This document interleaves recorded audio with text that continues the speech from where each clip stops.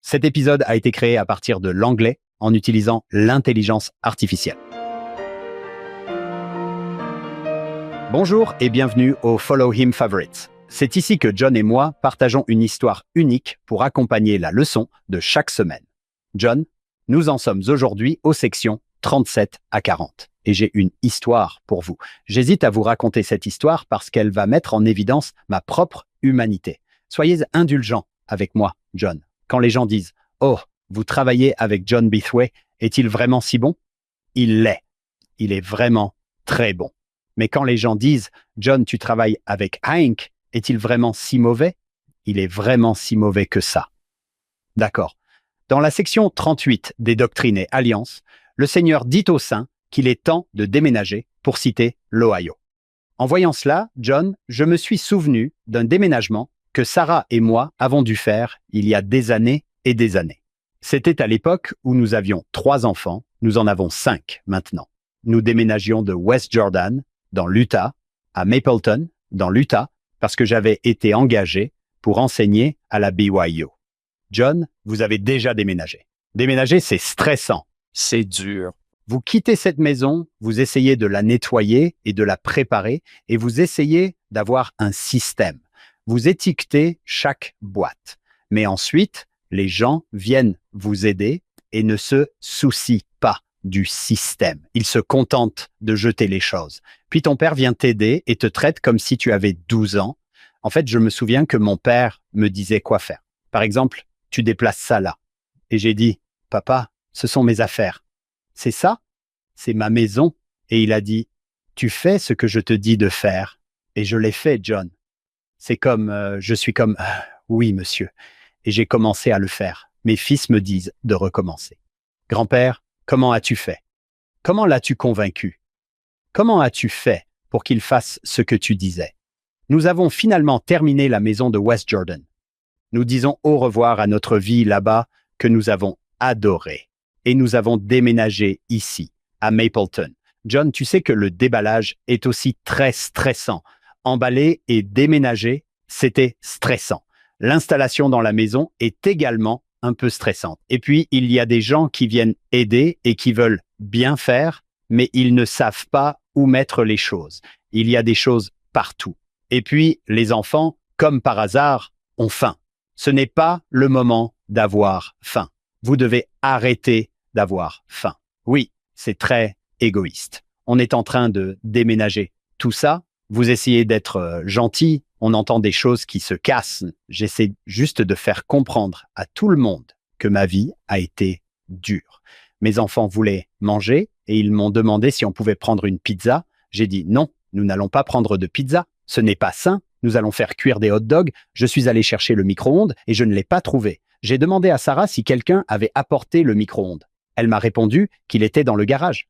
Oui, nous l'apportons et nous l'utilisons, mais nous le remettons ensuite dans le garage parce que nous ne l'utiliserons pas. Nous allons acheter un nouveau micro-ondes. J'ai demandé si celui-ci était cassé. Elle m'a répondu que non, il ne correspondait pas. Je dois être honnête avec vous. J'étais fatigué, stressé, et je ne savais pas de quoi elle parlait. Je pensais qu'elle voulait dire comme une allumette. Oh, je ne peux pas l'allumer.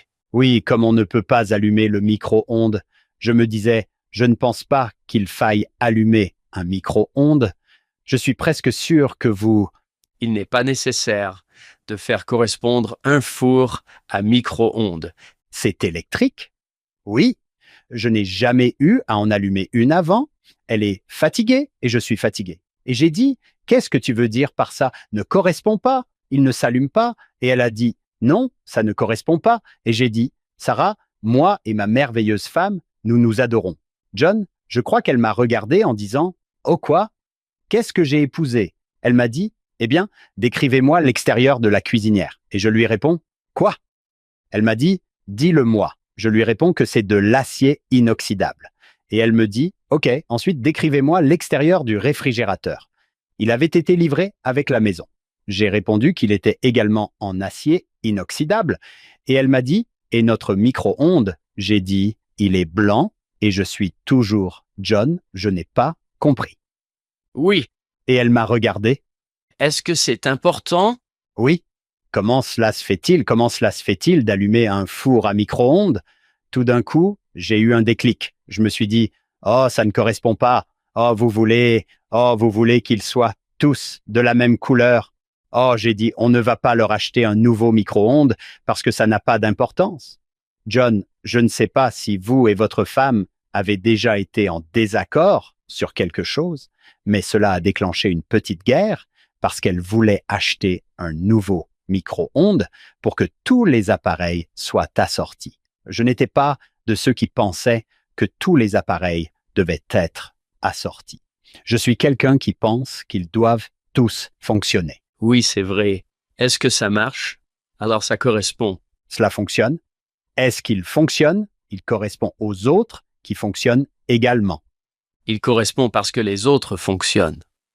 Les enfants nous ont demandé si vous vous battiez. On leur a dit non, non, maman et papa s'aiment.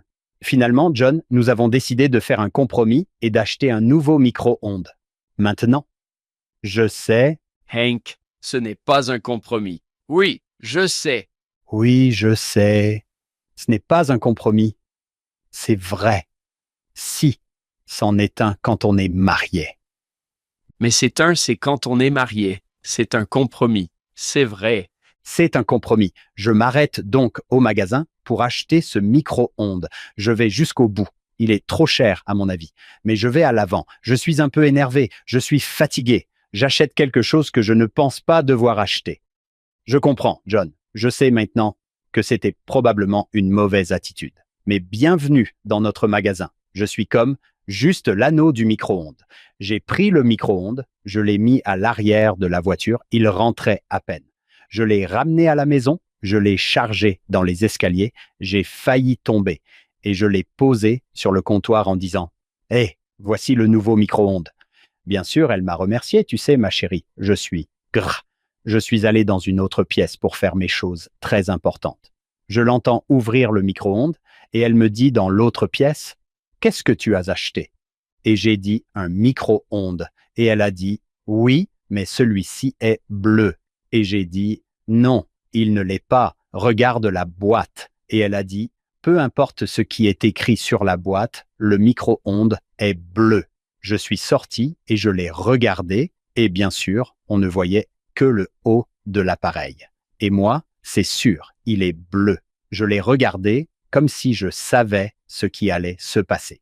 Elle m'a dit « Pouvez-vous le reprendre ?» Et j'ai dit « Non, je ne veux pas le reprendre. Je le ferai demain. » Elle a dit « On a besoin ce soir. » J'ai dit « Utilisons l'ancien. » Et elle m'a dit « Je l'ai vendu. » J'ai dit « Non. » Cela n'a pas pris beaucoup de temps.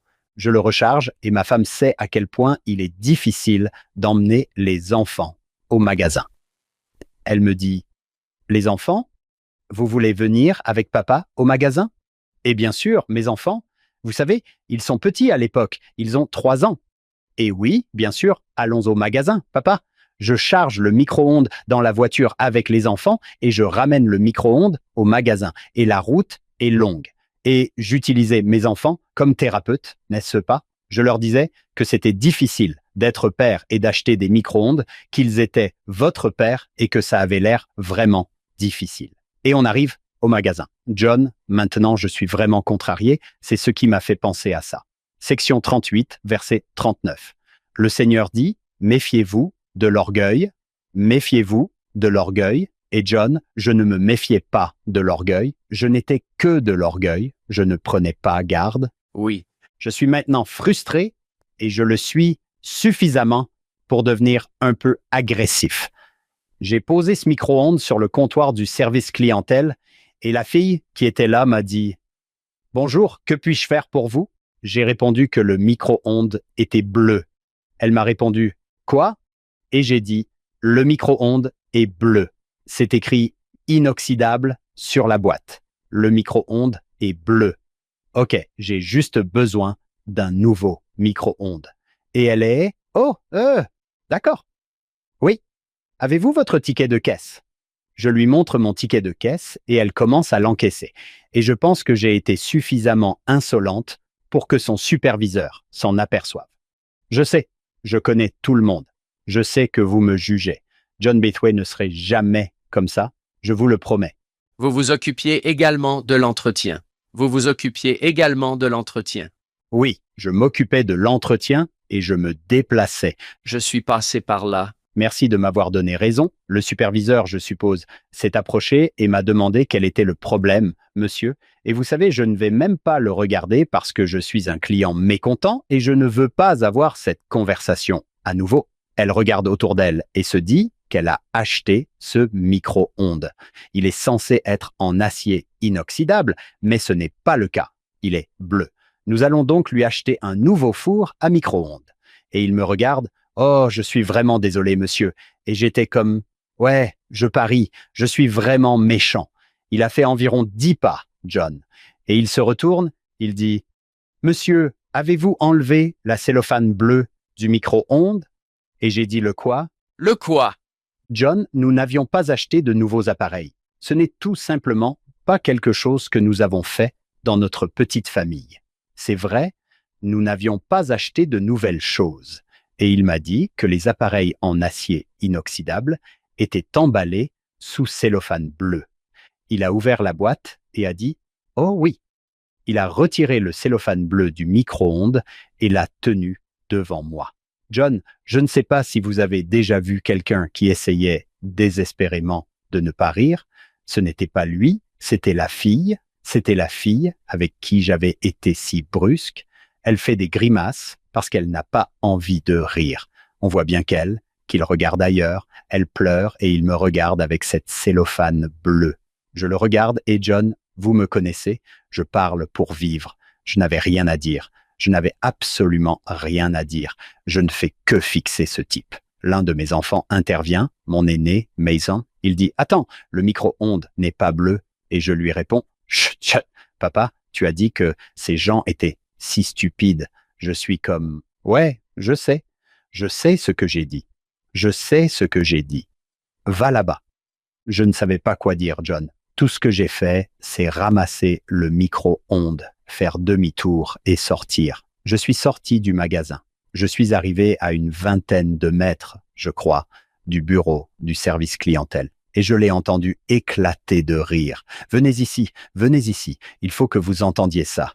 Vous devez entendre ce que ce type vient de faire. Non, ce type qui part avec les enfants. » Tirez ça, tirez le chapeau vers le bas. Oui, je crois que ma fille disait « Papa, il se moque de toi. Je suis comme nous, il se moque de nous. » Nous avons donc remis le micro-ondes dans la voiture et nous sommes rentrés à la maison. Et John, je ne pense pas avoir besoin de vous le dire, mais devinez qui d'autre a pensé que c'était l'histoire la plus drôle qu'elle ait jamais entendue dans sa vie. Sarah? Oui. Environ une demi-heure plus tard, je suis à la maison en train de raconter cette histoire et elle pleure.